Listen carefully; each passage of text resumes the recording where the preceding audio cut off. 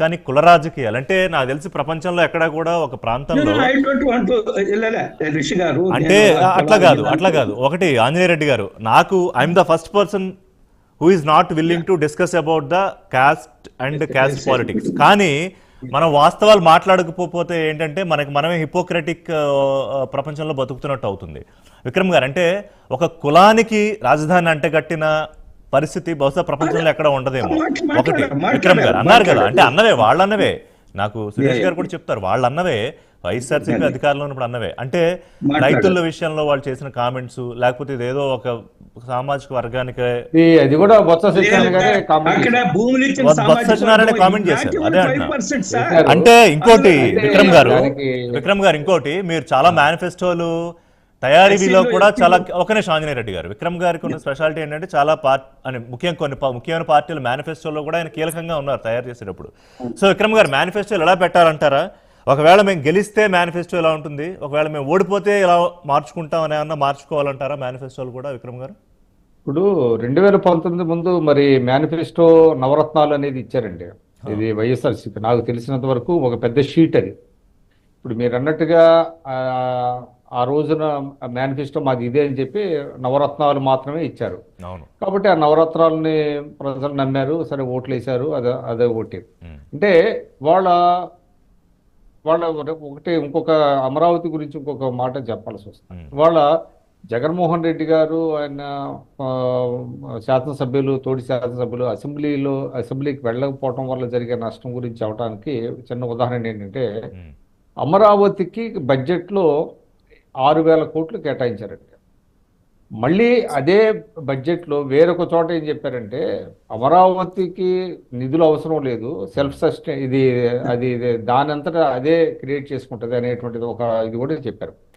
అంటే రెండు కొంత పరస్పర విరుద్ధమైనటువంటిది ఉన్నది. చాలా మంది చదివిన వాళ్ళకి ఆశ్చర్యం కలుగుతుంది. అంటే ఈ 6,000 కోట్లు దేనికి పెడతారు, మళ్ళీ ఏమో అసలు ఎక్కడ కూడా అమరావతికి మనం నిధులు కేటాయించడం లేదు, అది ఏంటంటే సెల్ఫ్ సస్టైనింగ్ ప్రాజెక్ట్ కింద వస్తుందని చెప్పారు.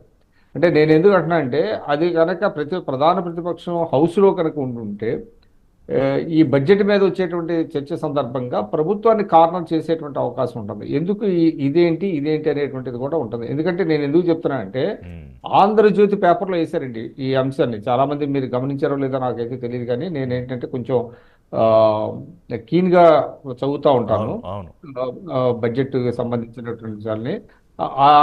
ఆంధ్రజ్యోతి పేపర్లో కూడా ఎత్తి చూపించారు అది. ఎందుకు చెప్తున్నా అంటే, అమరావతిని ఈరోజు రాష్ట్ర ప్రభుత్వం ఇప్పటికే కొన్ని టెండర్లు పిలిచింది, అంత పనులు అక్కడ జరుగుతున్నాయి, అది ఒక వేరే చర్చ. కానీ ఇవాళ అసెంబ్లీలో ప్రధాన ప్రతిపక్షం లేకపోవటం అనేటువంటిది అది ప్రజలకి చాలా నష్టం చేసేటువంటి విషయం అండి. ఎందుకంటే ఏ ప్రభుత్వం అయినా సరే, మనం ఈ ప్రభుత్వం ఆ ప్రభుత్వం అనేది కొన్ని ఏంటంటే వాస్తవాల్ని మరుగున పెడతారు, దాస్తారు, దాచి చెప్పరు, ప్రజలకి చెప్పరు అనమాట.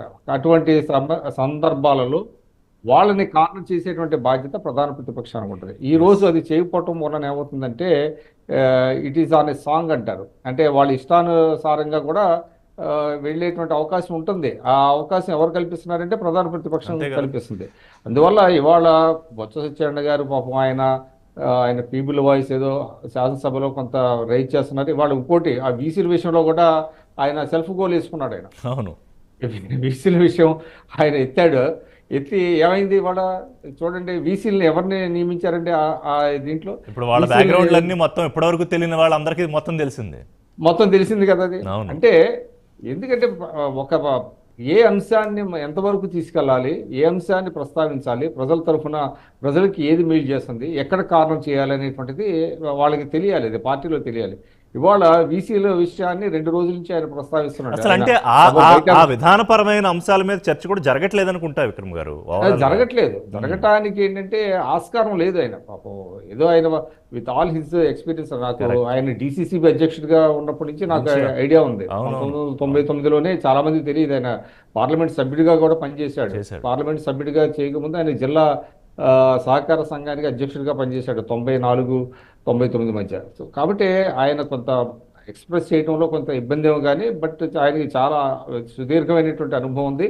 ఎంతో కొంత ఇవాళ ఆయన లేళ్ల పీరియడ్ని కాకుండా ఆయన్ని పెట్టడం అనేటువంటిది కొంత ఆ పార్టీకి ఉపయోగపడుతుంది. కొంతవరకు ఏదో ఆయన కింద మీద ఎక్కడొక్కడ వైసీపీ వాయిస్ ఏదో ఇరుకుని ఎక్కడొక్కడ పెట్టాలని వైసీపీ చూస్తున్నారు. వాయిస్ బయటకు అక్కడి నుంచే వస్తుంది. ఏదండి వైసీపీ తాలూకా వాయిస్ అక్కడి నుంచే బయటకు వస్తుంది ఆయన నుంచి. కొంతవరకు వైసీపీ తాలూకా వాయిస్ కొంతవరకు ఏదో ఆయన ఇచ్చినటువంటి రోల్ ని బాగానే చేస్తున్నారు కానీ ఈ రోజు మాత్రం సెల్ఫ్ గోల్ వేసుకున్నారు. అవును. వాళ్ళు కంప్లీట్ గా ఎక్స్పోజ్ అయిపోయారు వీసీల విషయంలో. వీసీలు ఎవరెవరిని నియమించారు, ఎవరు ఏ విధంగా వాళ్ళు వీసీలా లేకపోతే పార్టీ కార్యకర్తలుగా వ్యవహరించారు మనం చూసాం. ఆంధ్ర యూనివర్సిటీలో వీసీ ఎంత దారుణంగా వ్యవహరించారు అన్నది మనం అంతా చూసాము. అదేవిధంగా కొంతమందికి తగినటువంటి అర్హతలు లేకపోయినా కూడా వీసీలుగా చేశారు. ఈ విషయంలో కూడా ఆ పార్టీ యొక్క ఏంటంటే మనం మరీ పచ్చిగా మనం మాట్లాడలేము కానీ డొల్లతనం అనేటువంటిది బయటపడుతుందండి. ఎందుకంటే ఆ పార్టీలో చర్చ జరగాలి. ఎందుకంటే ఏ అంశాలని మనం తీసుకెళ్ళాలి. జనరల్గా ఏంటంటే లెజిస్లేటివ్ పార్టీ మీటింగ్ జరుగుతుంది. ఆ పార్టీ మీటింగ్ లో అందరూ కలిసి చర్చించుకుంటారు. ఈ అంశాలు మనకి తీసుకెళ్ళగలిగితే ప్రభుత్వాన్ని ఏ అంశాల మీద కార్నర్ చేయొచ్చు, ఇరుకుని పెట్టచ్చు, సమాధానం చెప్పినా కూడా ప్రజలు కన్విన్స్ కానీ ఇష్యూస్ ఉన్నాయి. ఏంటంటే ఏదో వేశారు ప్రజలు ఆ టైంకి మళ్ళీ వెళ్తే ప్రజలు ఓట్లు వేసేస్తారంటారు కానీ అనుకుంటున్నారేమో కానీ బట్ వీళ్ళు చేయాల్సిన బాధ్యత వీళ్ళ బాధ్యతలను వీళ్ళు సక్రమంగా సురేష్ గారు ఏం చెప్తారు దీని మీద? మీ కామెంట్ చెప్పాక పోలవరం గురించి